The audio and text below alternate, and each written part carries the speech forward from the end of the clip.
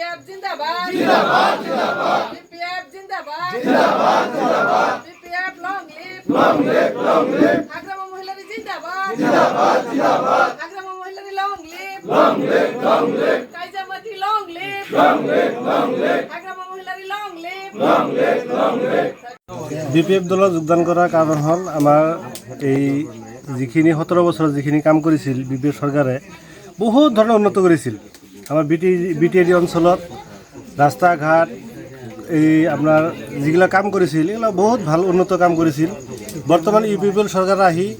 আমি ৰাইজে দেখা মতে ৰাইজে কোনো কামে কৰা নাই ইউপিএফ চৰকাৰে এটা কাম কৰা নাই কোনো এটা ৰাস্তা ঘাটৰ কোনো কাম কৰা নাই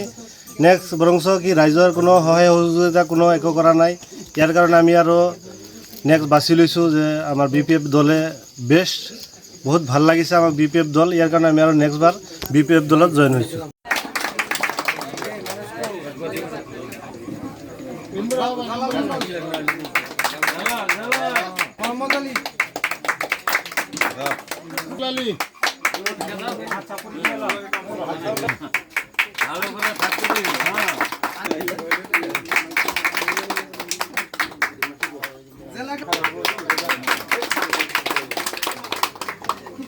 আজি আমাৰ এইটো মইনামাথা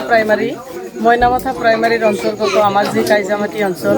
তাৰে এইটো ৰিজাৰ্ভ বাজাৰ এই ৰিজাৰ্ভ বাজাৰ অঞ্চলত আজি এইটো আমাৰ এটা জইনিং প্ৰগ্ৰাম আছিলে বিপিএফ দলৰ প্ৰতি আকৃষ্ট হৈ পেলাই ইয়াতে ইউপিপিএলৰ পৰা আৰু কংগ্ৰেছ ইউডিএফৰ পৰা টোটেল মিলি পেলাই আমাৰ ইয়াতে 55 জন আমাৰ মানে দলত তেওঁলোকে যোগদান কৰিলে ইয়াতে যথেষ্ট আমাৰ যুৱক ল'ৰাসকল আছে আমাৰ বুদ্ধিজীৱীসকল আছে আৰু আমাৰ মহিলাও আছে তেওঁলোকে আহি পেলাই যোগদান কৰিছে তেওঁলোকে বিগত আমাৰ যি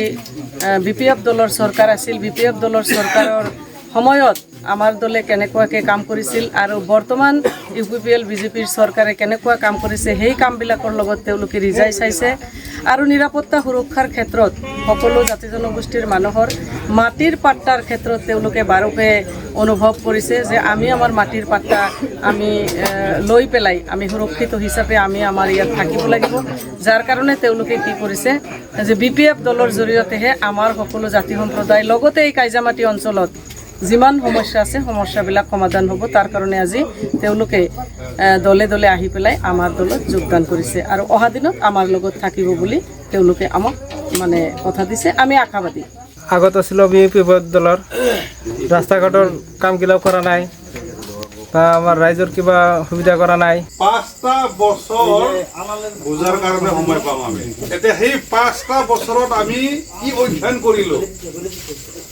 এই অধ্যয়নৰ পিছত এই ডিসিশন লোৱা হয় এবাৰ আমি এনেকুৱা এটা ৰাজনীতি দলৰ লগত আমি থাকো সেইটো নিশ্চয় এইটো চিন্তা কৰিছে আপোনালোকে আমি এবাৰ বিপিএফৰ লগত থাকিম বিপিএফৰ লগত থাকা মানে কি বিপিএফ চৰকাৰ আপোনালোকে বিচাৰিছে বিপিএফ চৰকাৰ মানে কি বিদেশীৰ কাৰ পৰিচন্নটো বিচাৰিছে আপোনালোকে আগ্ৰামা মহিলা সাহ হয়নে নহয় আগ্ৰামা মহিলা নেতৃত্বত তথা আগ্ৰামা মহিলা আকৌ বিটিসিৰ চিফ বনোৱাৰ কাৰণে আপোনালোকে এটা অন্তৰত সিদ্ধান্ত কৰিছে আপোনালোকে এটো সঁচা না মিছা এইটো কথাটো এটোই যদি বাস্তৱ হয় অকল আপোনালোকে ওলাই আইলি নহব এই অঞ্চলৰ সাধাৰণ ৰাইজক আপোনালোকে বুজাব লাগিব আমি এটা সিস্টেমেটিক হে দলহে চলাম আমি কিন্তু আমি ডেইলি আহি পেলাই ঘৰে ঘৰে ঘুমিব নোৱাৰো আমি এই অঞ্চলৰ বসবাস কৰে আপোনালোকে এই অঞ্চলৰ কোন মানুহ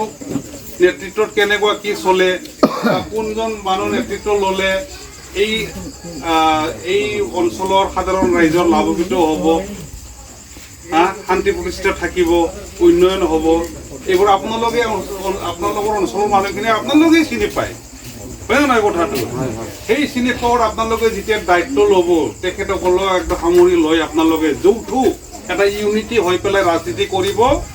আপোনালোকৰ অঞ্চলৰ ডেভেলপমেণ্ট হ'ব আৰু আপোনালোকৰ ব্যক্তিগত স্বাৱলম্বী হ'ব পাৰিব এইটো ৰাজনীতি না অন্য কিবা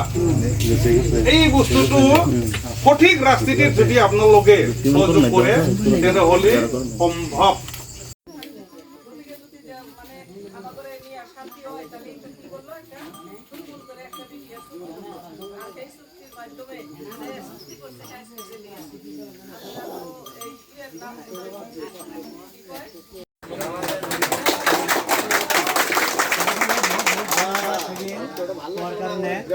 এতিয়া আমাৰ আগত আমাৰ সন্মানীয়